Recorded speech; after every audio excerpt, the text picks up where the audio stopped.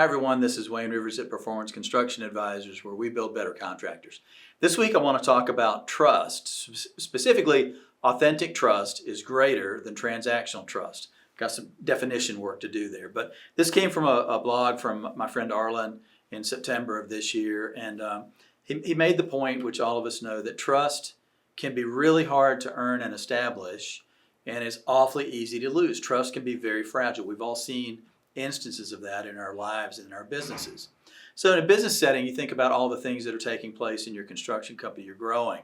You've got seasoned employees, but you've got less seasoned, newer employees on board too. And so bridging the trust between folks that have been with you a long time, folks that are pretty new, that can be tenuous at times. You've got, on construction projects, you're always forming new teams. So sometimes you can keep the same people together, but often you're putting new teams together.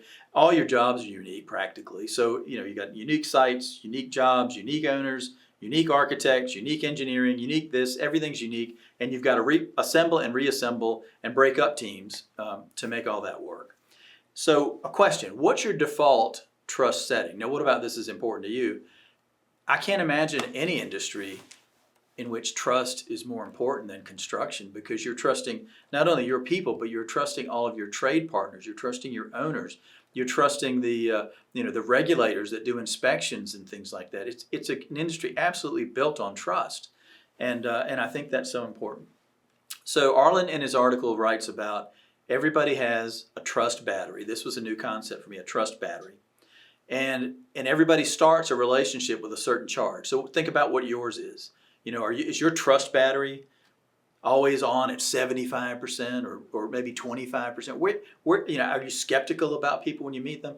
I'm the worst. My trust battery's at like 99% all the time. I just think everybody's going to be wonderful and treat me well, and we're going to get along. And sometimes I'm disappointed, but I think that's the way you should approach opportunities and relationships. He talks about Edgar and Peter Schein, who maybe coined this idea of authentic trust. And they said that transactional trust is the shallowest form of trust. What's that mean? Transactional trust means it's quid pro quo. I'll extend only to you the amount of trust that you extend to me, and it's very fragile and tenuous. If I see your trust going down for some reason, then my trust automatically goes down too. So that is a very tenuous type of trust. Personal trust is deeper. It means that people connect on a certain level with genuine empathy, and they create psychological safety for each other in their interpersonal transactions. The third type of trust is the deepest, intimate trust. It's a deep commitment. It's where you're not only related, so to speak, at work, but you can see yourself being in a relationship, a friend or an acquaintance relationship with people outside of work. It's a deeper kind of trust. The Scheins say that you should aim for level 2. You should aim for connecting with people as a genuine empathy. And then if you find yourself rising to level 3, where it's intimate trust, then that's just wonderful. That's great for everybody concerned. But try to start at level 2. Okay, 5 tips.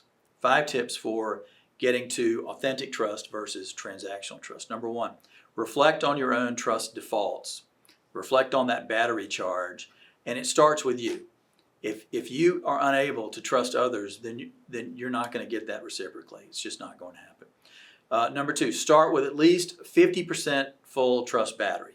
Give people the benefit of the doubt. Assume goodness and good intent. Number 3, take the first step yourself. Now that's not without risk, right? You extend trust to somebody and they turn out to be less than savory. That's a risk we all take. That's human nature, I'm afraid. Number 4, focus on patterns, not incidents. I can't imagine any of us can honestly say that we've been perfectly trustworthy in 100% of all of our relationships. There's always something. I think about my own marriage. I must have disappointed Lisa 1,000 times, but she trusts me because I've not disappointed her 100,000 times. So she doesn't look at every transaction. She looks at the pattern of transactions over the course of our 34 years together.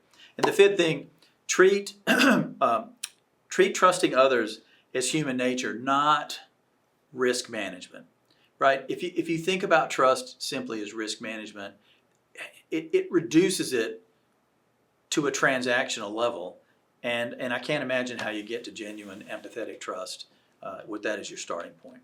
So basically stop treating trust as a quid pro quo and see it more as a value, which stays constant.